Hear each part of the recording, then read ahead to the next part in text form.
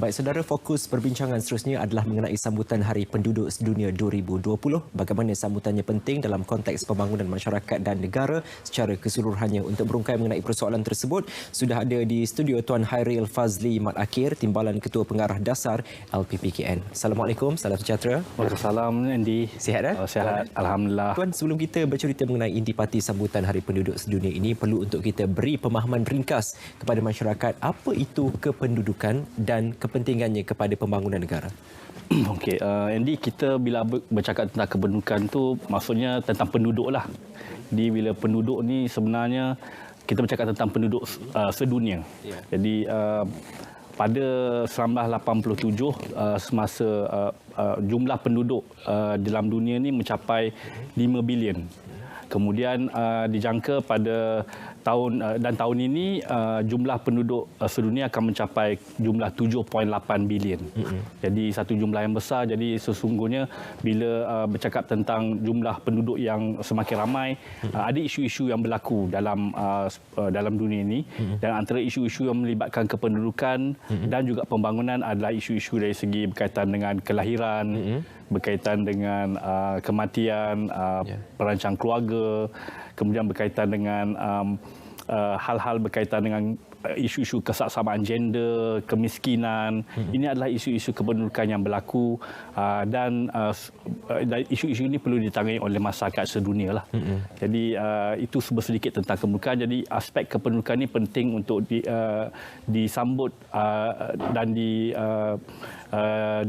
diketahui oleh masyarakat di dunia dan juga di Malaysia. Okay. Di tahap mana pemahaman masyarakat Malaysia mengenai isu-isu kependudukan ini, Tuan? Okey, dari segi isu-isu kependudukan, biasanya isu-isu kependudukan ini kita aplikasikan dalam pembuatan dasar, program-program pembangunan negara, dan sesungguhnya peranan trend-trend kependudukan ini dalam pembuatan dasar, pembuatan program-program negara ini memang telah bermula dari sejak awal lagi. So memang kita ambil kira tentang faktor-faktor pembangunan ini semenjak seawal, boleh kata tahun 1969 lagi, apabila LPPKN itu ditubuhkan. Jadi pada masa tersebut LPPKN ditubuhkan untuk membantu pertumbuhan negara ini dari aspek kesihatan ibu melalui program perancang keluarga. Jadi selepas daripada itu, program perancang keluarga telah pun diperluaskan kepada program kesihatan reproduktif, pembangunan keluarga dan juga kependudukan. Jadi kita melihat pada tiga aspek tematik ini dalam aspek kependudukan di negara inilah melalui LPPKN. Ya, menyedari kepentingan mengenai isu-isu kependudukan ini, maka saya rasakan itulah perkara yang mendasari penganjuran sambutan Hari Penduduk Sedunia. Boleh ceritakan latar belakang tentang sambutan ini? Okey, Andy, sambutan Hari Penduduk Sedunia ini adalah sambutan di peringkat antarabangsa, iaitu disambut pada 11 Julai setiap tahun. Jadi sambutan ini telah pun bermula sejak daripada 1989 lagi, dan pada setiap tahun ada tema-tema yang dibawa oleh sambutan Hari Penduduk Sedunia oleh United Nations Population Fund. Jadi untuk tahun ini sesuai dengan suasana pandemik COVID yang berlaku seluruh negara, seluruh dunia, maka tema yang dibawakan oleh UN adalah Putting the Brakes on COVID-19. How to safeguard the health and right of women and girls now. Jadi dalam bahasa Malaysia, bahasa Melayu, kita hentikan penularan COVID-19, lindungi hak dan kesihatan wanita dan gadis. Jadi itu tema yang dibawakan, dan kita lihat adalah penting untuk tema ini dilihat oleh masyarakat dunia dan juga masyarakat Malaysia, kerana unjuran daripada pihak United Nations sekiranya dalam tempoh bila berlakunya pandemik COVID, banyak negara perlu mengamalkan perintah kawalan pergerakan. Jadi dalam tempoh dijangkakan dalam tempoh 3 hingga 6 bulan, sesuatu negara itu mengamalkan tempoh perintah pergerakan, kawalan pergerakan, dianggarkan 40 juta wanita akan suka mendapat akses kepada perkhidmatan perancang keluarga.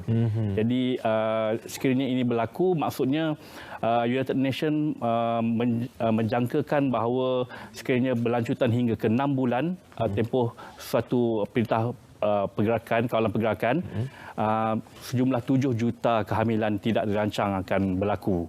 Jadi alhamdulillah kita di negara kita dalam tempoh PKP ini kita dalam tempoh 3 bulan. Jadi kawalan kepada isu ini berlaku pada peringkat yang minimum. Jadi itulah kerana alhamdulillah kita Malaysia adalah negara-negara yang berjaya mengawal COVID-19.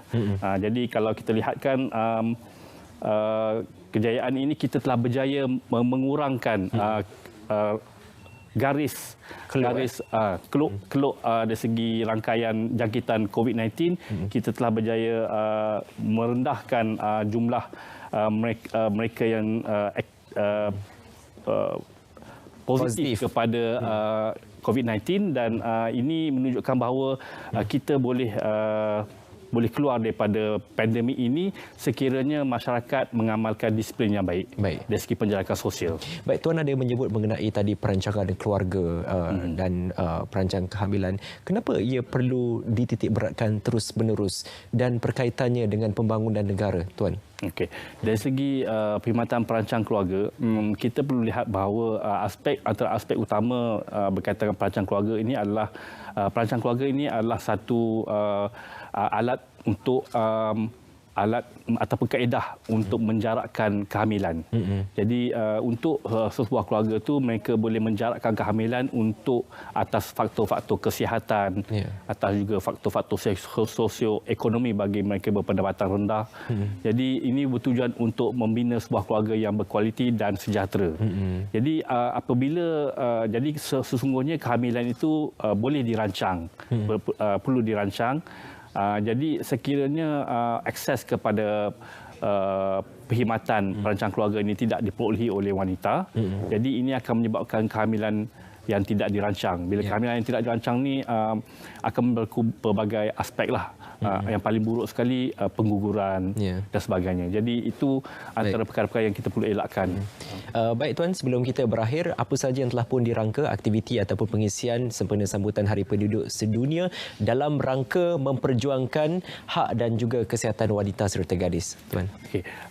Dalam tempoh kita meraihkan atau menyambut sambutan Hari Penduduk Sedunia pada 11 Julai ini, program-program kita telah rancang. Dari segi pertama, kita mewar-warkan data-data ataupun infografik kepada umum berkaitan sambutan Hari Penduduk Sedunia ini, dan kita juga sesuai dengan norma baru, kita buat sesi webinar bersama dengan NGO dan juga universiti.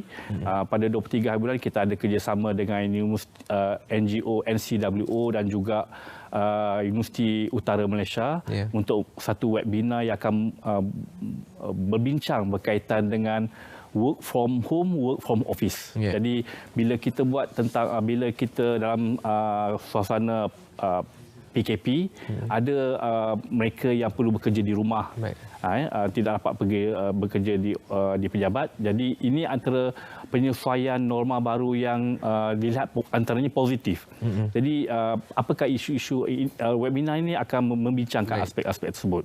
Selain daripada itu, kita juga ada satu webinar lagi dengan kerjasama United Nations Population Fund dan juga Universiti Melaya yang diajukan dengan LPPKN. Kita akan membincang berkaitan dengan impak sosioekonomi, impak ekonomi dan juga impak sosial ekonomi kepada keluarga kesan daripada pandemik COVID-19.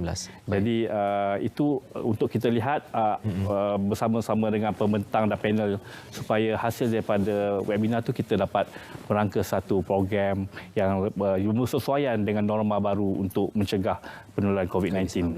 InsyaAllah. Terima kasih. Kami doakan semoga usaha yang dijalankan oleh LPPKN akan sukses. Terima kasih banyak-banyak Tuan Hairul Fazli Makki kerana berkongsi kepada kami mengenai sambutan Hari Penduduk Sedunia 2020. Kita jumpa lagi.